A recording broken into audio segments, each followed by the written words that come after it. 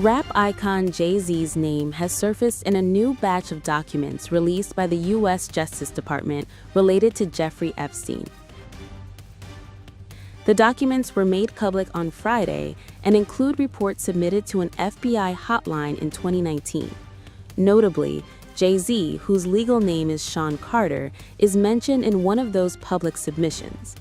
It's important to note from the outset, Jay-Z's name does not appear in Epstein's personal flight logs, contact books, or The story didn't begin with a headline. It began with a file name. A single compressed folder sitting in a forgotten corner of the internet, uploaded for less than 9 minutes before it was wiped. No announcement, no promotion, no explanation, just data, heavy, layered, encrypted data, sitting there like it was never meant to be opened. His name appears in a complaint submitted by a member of the public to the FBI.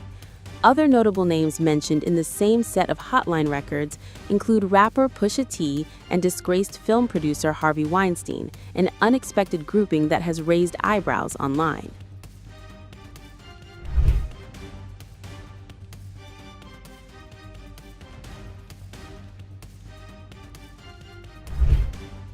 The connection comes from a single complaint that has since circulated widely on social media. According to the document, the individual filing the report described believing she had been drugged, which she said clouded her memory. The complaint states that the drugging was attributed to individuals described as handlers, people who allegedly established friendships with victims. Within that complaint, the filer identified the artist Pusha T as one of those handlers. The document further claims that Weinstein and Pusha T attended a party where the complainant alleged she was drugged before sexual abuse occurred. The allegation involving Jay-Z is described separately in the same complaint. According to the FBI hotline report, the allegation involving Jay-Z is said to date back to 1996. The complainant alleged that she later awoke in the presence of Harvey Weinstein and Sean Carter, known publicly as Jay-Z, while Weinstein was allegedly engaging in sexual misconduct. Again, these claims appear solely in a public hotline submission. They are not backed by court findings, indictments, or confirmed evidence within the Epstein case files. Jay-Z and Pusha T are not listed in Epstein's verified records, travel logs, or contact lists. Still, the appearance of Jay-Z's name alongside Weinstein, whose criminal history is well documented, has fueled widespread online reaction.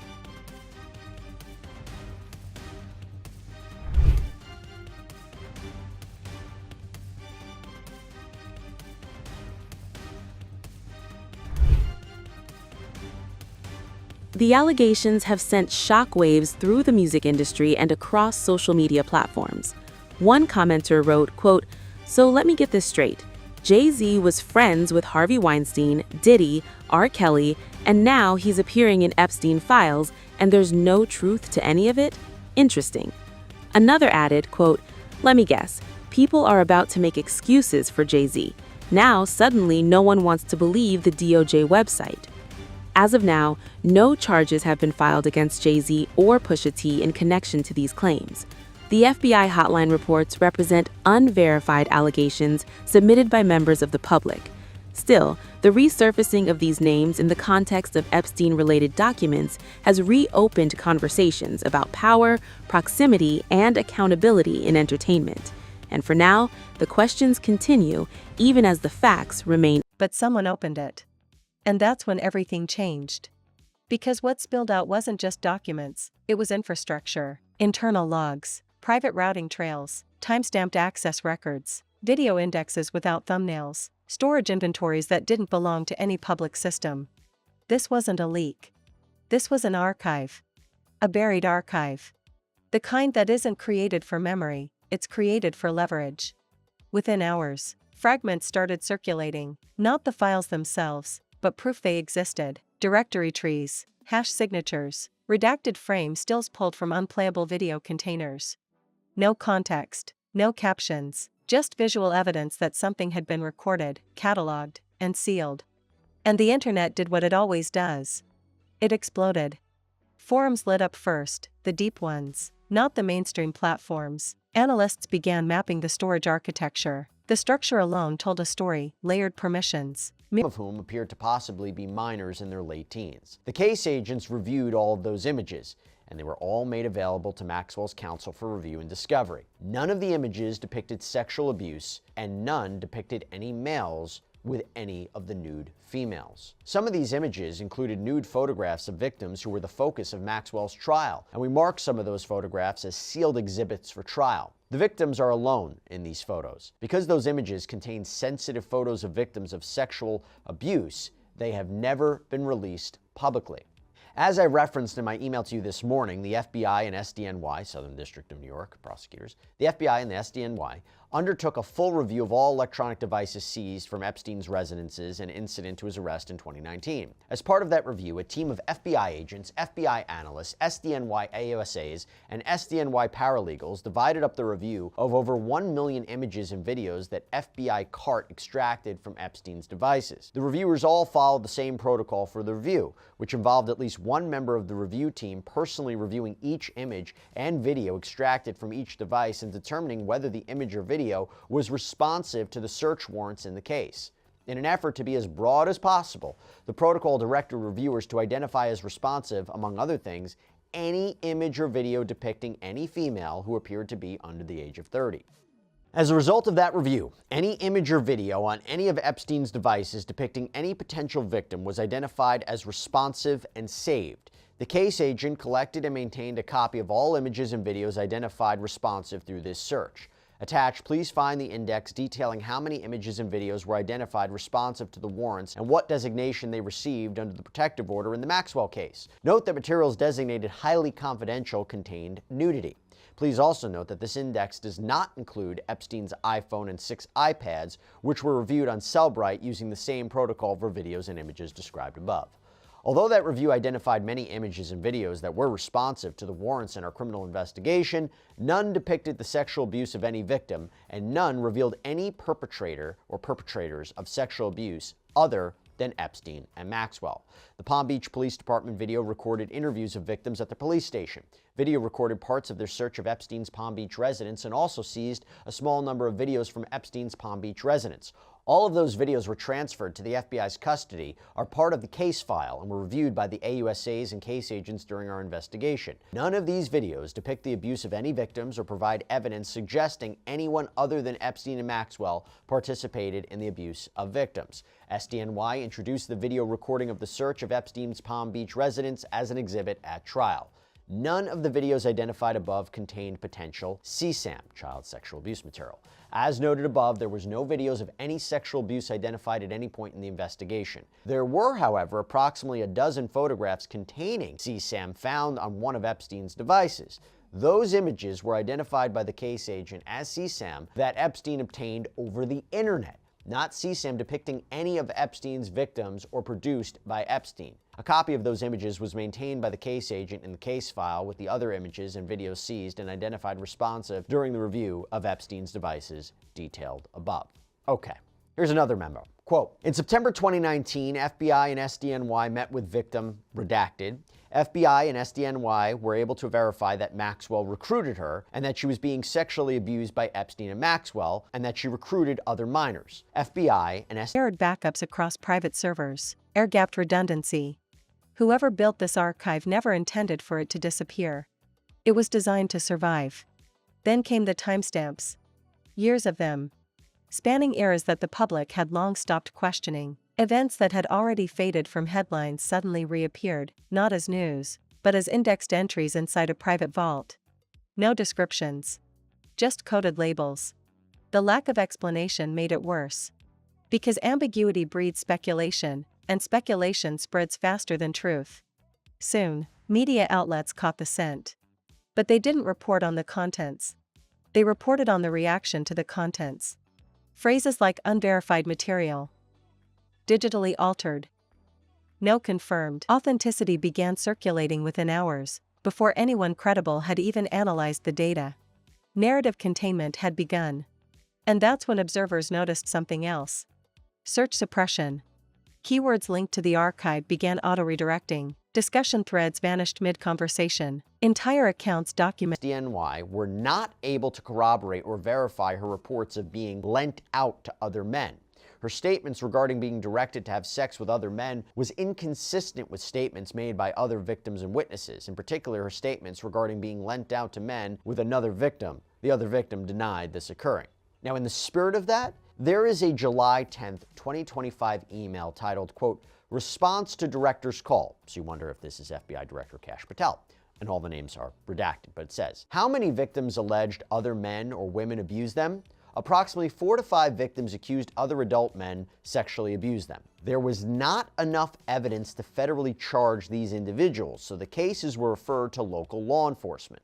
Approximately 4 to 5 victims accused other adult women to have taken part in sexual abuse, threesome with the minor, including Epstein's girlfriend, who was approximately 18 to 20 years of age at the time. The girlfriend was interviewed, proffered, but it was determined there was not enough evidence to charge. Now, who that girlfriend could be, I can speculate. I'm not going to say here, but let me go add this. There's a 2019 memo regarding co-conspirators or potential co-conspirators. Like, for example, French model scout Jean-Luc Brunel, who was accused of abusing women out in Europe. He died by his own hand, by the way, while awaiting trial. Here's what the memo says. Jean-Luc Brunel, owner of MC Model Agency, SDNY, is currently in contact with his attorneys and a subpoena has been served.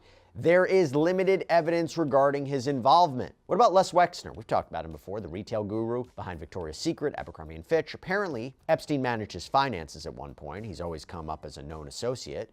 Quote, Leslie Wexner resides in Ohio.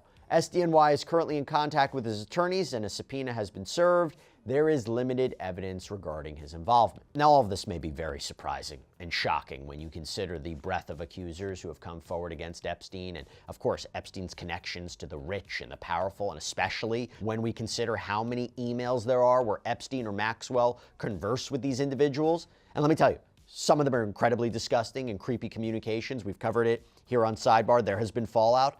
But it doesn't mean that if you knew him or talked with him or hung out with him, that you were necessarily involved in criminal activity or even knew about criminal activity, or that there could be a successful prosecution against you. There might not be enough evidence, but obviously this conclusion by the FBI is very surprising. Now, to be clear, as outlined by the AP, there was evidence that the feds were potentially building cases against alleged co-conspirators. The big issue is a lot of those allegations couldn't be verified. And that includes, and I'm not sure if that memo I read before was referring to the late Virginia Roberts Giuffre, it might have been, because despite claiming that Epstein had coordinated her to be engaged in sex acts with other men, including former Prince Andrew, the files show investigators thought there was a credibility issue, even though they believed she was a victim of Epstein himself. They cite a memo that said no other victim was described being expressly directed by either Maxwell or Epstein to engage in sexual activity with other men. According to the AP, when investigators looked at Epstein's bank records, there was no evidence either. For example, yeah, they found payments to all of these models, but there wasn't evidence that he was engaging in prostitution of girls or women to other men. And then we have the client list, right? This idea that circulated that Epstein kept this little black book of everyone he trafficked girls to, right? You look at the AP, they correctly note that this was confusing because Attorney General Pam Bondi told Fox News in February of 2025, when she just got into the position, that the client list was, quote, sitting on my desk right now. But then it was only a few months later in July when the FBI and the DOJ issued a memo stating that after they reviewed all of the Epstein materials, this systematic review revealed no incriminating client list. The directory structure were wiped without violation notices. It wasn't random moderation. It was coordinated silence, which only amplified public curiosity. Because when information gets buried that aggressively, people assume it has weight. Then came the blackout window. Roughly 11 hours where no new fragments surfaced. Analysts tracking the archive's digital footprint noticed active intrusion attempts, not from hackers trying to steal it, but from entities trying to locate and erase mirrored copies. Someone powerful wanted this archive gone permanently. But archives built for leverage are never stored in one place. They're scattered, fragmented.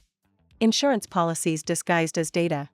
When the blackout lifted, a second wave hit, heavier than the first. Not videos, not yet, but verification layers, checksum confirmations proving the files hadn't been. And that is further amplified in a December 30th, 2024 communication. All the names are redacted, but the memo does address what's known as CACHTU. This is the FBI's Crimes Against Children and Human Trafficking Unit, okay? I'll just call it the unit. So it goes like this. This is the email. Quote, The deputy asked whether our investigation to date indicates the client list, often referred to in the media, does or does not exist. Here's the response. This CACHTU, this unit, spoke to the case agent and confirmed no client list existed. An address book was entered into evidence at trial, but it is not a client list as depicted in the media. The current status of the investigation into Epstein is concluded, and the case is pending inactive. Now, the address book being something that has been in the public for quite some time. This is Epstein's contact list. Again, to be clear, doesn't mean that those people were involved in criminal activity of any kind. But obviously, this is a big conclusion. This is a big development. This is something people have been waiting for. I want to talk about it a little bit more. Can we believe this? Is there something going on behind the scenes? Let's talk about it. Let me bring in former federal prosecutor Rena Paul. Rena, thank you so much for taking the time. Does this conclusion from the FBI based on these communications, does this surprise you that there's no evidence that anybody else had been abusing girls, that Epstein hadn't trafficked any of these victims to anybody else?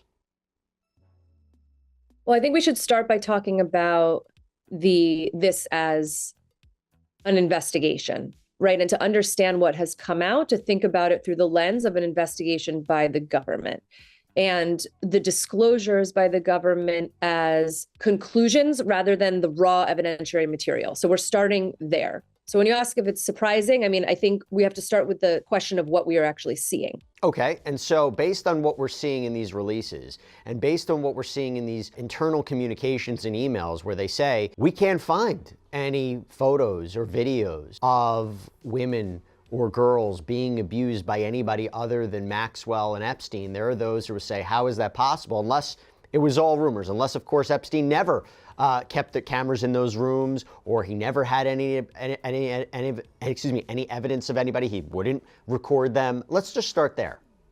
Yeah, so it seems from what I've reviewed that there's notes of there being sexually explicit material, or CSAM, as they call it in the DOJ, right? So there is definitely digital evidence, it seems, from what has been reported. And in considering what that digital evidence can show, we have to think like an investigator again. So think about what may be on a hard drive, on a computer, on a phone, and what it would mean to prove whether a certain person engaged in a certain act, and whether or not that would be a recorded act, or it would just be the recording of an alleged victim that we would be seeing with no connection to anybody else. No, of course. And as we said, there's a difference, right? He had apparently this material. It just wasn't of anybody in his homes or in general abusing these individuals. And there could have been a whole case built against him just by having this materials. But again, people would say, is it surprising that Epstein didn't maintain this kind of footage and documentary evidence against other people, unless, of course, no one else engaged in any of the abuse of these women or these girls? Because some people would say he was so rich, he was so powerful, why wouldn't he keep blackmail material, and wouldn't it have been in his possession, and wouldn't it have been accessed by federal prosecutors and authorities if they collected all this evidence from their home? I mean, to be clear, just to set it again, when they looked at all the material, their responsive requests were quite broad. They were looking basically recently fabricated. The timestamps were real. The storage decay patterns were real. Meaning the archive had existed for years, untouched, waiting. And that realization shifted the narrative completely. This wasn't a new scandal. This was an old system being exposed. A system built on recording everything, storing everything, and revealing nothing unless necessary. Power doesn't just operate through money or influence. It operates through documentation. Through secrets preserved in cold storage. Through evidence held not for justice, but for control. And suddenly the public understood what they were looking at. Not entertainment industry gossip. Not isolated misconduct. But a surveillance ecosystem, one that documented private spaces, elite gatherings, off-record interactions, all cataloged under sealed permissions. The existence of videos wasn't even the most disturbing context, okay? So this is from Jeffrey Epstein to, again, an unidentified individual. Okay, now it's time to send me great sexy photos, no excuses. Person writes back, you will be receiving at least one sexy photo every single day until the day I see you in New York in the end of October. First one soon to come, with a wink face. And this is important. Epstein writes back, your trip will depend on how sexy they are. Okay, So in a sex trafficking case, the prosecution would need to prove that the defendant enticed or recruited a victim to engage in sex acts. It's kind of commercial sex, right? So if you reward somebody or you promise something of value to get sex, those are key elements, key evidence in this kind of criminal case. So sexy photos in exchange for a trip, maybe the argument could be, hey, it was just tongue in cheek, maybe he was joking, but you could see how prosecutors could say that is evidence of sex trafficking, or maybe just something to think about. By the way, just talking gross for a second, I gotta mention Peter Attia. This is the anti-aging influencer. You've probably seen him on social media, recently appointed contributor at CBS News, although it does become a question about his role at that company moving forward. He was mentioned almost 2,000 times in the Epstein files, the newly released Epstein files, specifically emails between him and Epstein from 2015 to 2018. And I'm not gonna lie, they're really, really disgusting. Attia wrote in one email to Epstein in February of 2016 that a woman's private part is, quote, low carb. Added, still awaiting results on gluten content though. How about this email dated June 24th, 2015 with the subject line, got a fresh shipment, where Attia seemingly writes, the biggest problem with becoming friends with you, the life you lead is so outrageous, and yet I can't tell a soul. Kind of chilling when you think about Epstein and the fact that he was, again, brought up on federal sex trafficking charges of minors, accused of abusing minors for years. But Attia went on the defensive. He wrote a long response on X, reads in part, reading that exchange now is very embarrassing and I will not defend it. I'm ashamed of myself for everything about this. At the time, I understood this exchange as juvenile, not a reference to anything dark or harmful. He added that he did not participate in any criminal activity. He also added that he was, quote, never on his plane, never on his island, and never present at any sex parties. I will say Attia stepped down from his role as chief science officer at the snack bar company David Protein. It was also reported that a 60 Minutes segment that he was featured on has been pulled. And again, no word at the time of this recording on the future of his association with CBS, but we'll see. Oh, this one was a surprising one. Didn't expect this. In the Epstein files, there was a reference to Diddy. Yeah, a connection to another major federal sex crimes defendant in recent history, P. Diddy. So this was from somebody, unidentified, to Jeffrey Epstein, January 1st, 2013. How are you feeling? We were invited to Ike Batista boat on the 2nd, went to P. Daddy party, met some interesting PPL people. Didn't see Elon though. Miss you, kiss. 2013? Lot to break down here. To be clear, going to a Diddy party doesn't mean you were part of criminal activity or knew about it, but those parties came under a lot of scrutiny after Diddy was hit with over 50 lawsuits claiming sexual abuse and then charged with federal sex trafficking, racketeering, and prostitution counts. He was ultimately acquitted of the most serious charges at his very publicized trial, but he was convicted of transportation to engage in prostitution. He's currently in prison. But the Elon thing is interesting too, though, okay? Because assuming we're talking Elon Musk, I mean, I don't know another Elon that would come into play here. But Elon Musk, emails 2012, 2013, there were emails where it seemed to suggest the two were trying to meet up, him and Epstein. For example, December 2013, we'll be in the BVI St. Bart's area over the holidays. Is there a good time to visit? And then there was a response from part. It was the indexing. The fact that every file had cross-reference tags, locations, dates, participant counts, as if the archive wasn't built to hide secrets, but to weaponize them later. That's when mainstream coverage fractured. Some outlets downplayed the archive entirely. Others framed it as conspiracy fiction. A few attempted neutral reporting, but their segments were buried beneath algorithmic irrelevance within hours. Narrative control tightened. Because the danger wasn't just what the archive contained. It was what it implied. If one vault existed, how many others did? How many sealed servers sat behind private firewalls documenting moments never meant for public eyes? Moments powerful enough to reshape reputations, careers, entire institutions, if released strategically? The public trust fracture began there. Not with confirmed footage, but with the realization that confirmation might never come. JEE vacation. I will send heli for you, seemingly a helicopter. Actually, I could fly back early on the 3rd. We will be in St. Bart's. When should we head to your island? On the 2nd? Did we need to organize Elon to your island on January 2nd? And Musk appeared to ask Epstein in one email, what day or night will be the wildest party on your island? Now, it doesn't appear that ever happened, that he visited. In fact, Musk had previously tweeted that Epstein was a creep, that he tried repeatedly to get him to visit the island. He always declined. And Musk also responded more recently on X that no one pushed harder than me to have the Epstein files released.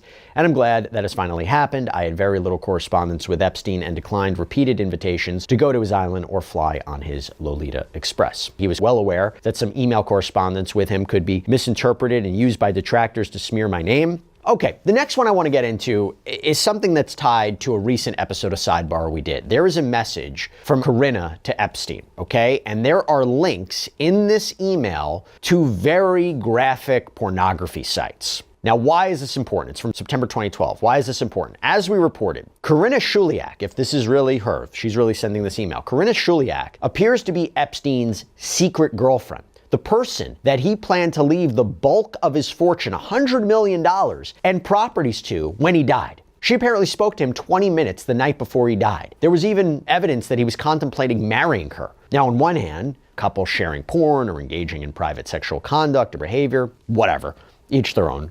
But on the other hand, you can see why this looks weird, right? Considering who Epstein was. Now, she has never been formally accused of wrongdoing or charged with a crime, but just something I have to mention here with this email. By the way, big thing in the Epstein files release was his connection to the rich, the powerful, the notorious.